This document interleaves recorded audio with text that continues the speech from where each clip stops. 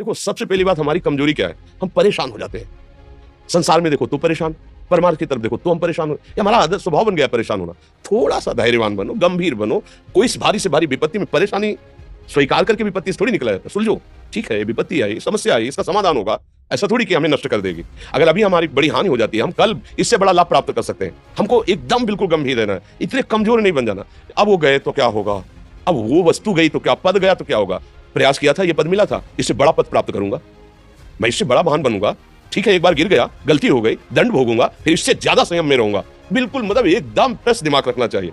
और अपने लोग क्या है, जरा सी बात में एकदम पचड़ा कर लेते हैं, एकदम कमजोर हो जाते हैं। ये बिल्कुल ठीक नहीं है। हम जीवन भर की यात्रा की बात कह रहे हैं, भारी से भारी कष्ट में भी मुस्कुराना, तो हमें बल मिला है, हमें भगवान की कृपा का दर्शन हुआ है, हमें उनका दुलार दिखाई दिया है। अगर ऐसे तो भाग जाते फिर परमार्थ में थोड़ी चलना होता है।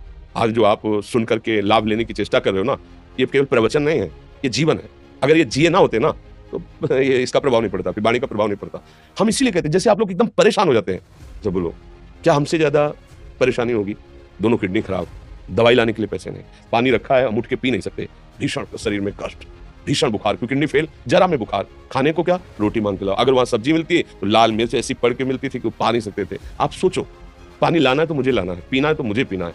अगर मैं हारता तो कहां पहुंच जाता, क्या स्थिति होती। नहीं, मरना है और कदम पीछे। कोई दिन ऐसा नहीं जिस दिन सेवा ना की हो, जिस दिन सेवा ना गए हो। गुरु जी की सेवा में जाना है, पहले अपने को स्वस्थ साबित करना है। सेवा नहीं लेंगे, तुम बीमार हो, तुम कष्ट में हो। वैसे उनकी दृष्टि परेशान थी, सेवा की, आके लेट गए। फिर हिम्मत की, अपनी श्री जी की सेवा की, मधुकरी नहीं गए, 3-3 4-4 दिन भोजन नहीं गए, पर सेवा नहीं छोड़ा, दिनचर्या नहीं छोड़ी। और उसका प्रधान कारण संयम, ब्रह्मचर्य, भगवत आश्रय, नाम जप, कभी हारने नहीं दिया।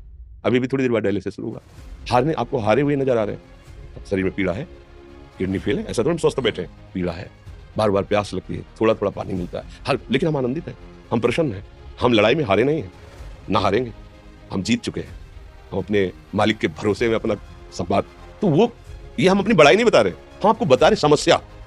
सोचो तुम्हारे पास तो माँ है, भाई है, बहन है, परिवार है, कोई ना कोई तो है ना। मेरा किसी ने कभी जीवन में ध्यान भी नहीं दिया। क्यों? बचपन से बाबा जी बन गए, किसी से प्यार नहीं, किसी से संबंध नहीं, कोई जानकारी नहीं, हम कहाँ हैं वो कहाँ, किसी से कोई मतलब नहीं। अच्छा जवान साधु कौन श्रद्धा करे, कभी गांव जाने की हिम्मत नहीं पड़ती कि रोटी मांग ले।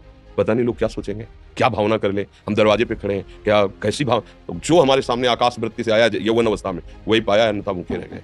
जब हम हर समय अपने को विवेक के द्वारा सावधान रखे तो हम कभी निराश नहीं हुए, कभी उदास नहीं हुए, कभी ऐसा नहीं लगा कि यार हम दुखी, कभी नहीं लगा। उसी का फल है कि उस सुख का संकेत मिल गया जहां दुख की निशानी भी नहीं है। वही उसी के बच्चे हो, हम सब उसी धातु से बने हुए हैं। हम इतना क्यों परेशान हो जाते हैं, हम ये देखते हैं। अपने लोग थोड़ी बात बिगड़ गई परेशान, नहीं बिगड़ी तो बिगड़ जाने की संभावना में परेशान है। आज सुख है लेकिन कल सुख छिन जाएगा, तो हम आज के सुख में सुखी ना होकर कल के दुख की आने की संभावना में भयभीत हो। अब क्या हमारी सोच रह गई। हमको इतना बलवान बनना है कि सुख और दुख दोनों हमको छू न सके।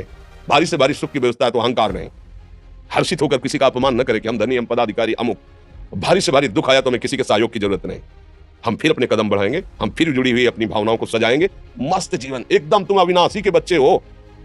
शेर का बच्चा भेड़ों के बीच में फंसकर म्यों म्यों बोल रहा है, बस अगर दहाड़ना सीख जाए तो कोई भी उसे परास्त नहीं कर सकता। ऐसे भगवद अंश, तू प्रपंच में फंसकर अपने को इतना दीन क्यों देख रहा है। तू ऐसा है कि भगवान के दिव्यास्त्र में भी ताकत नहीं तेरे को मार सके।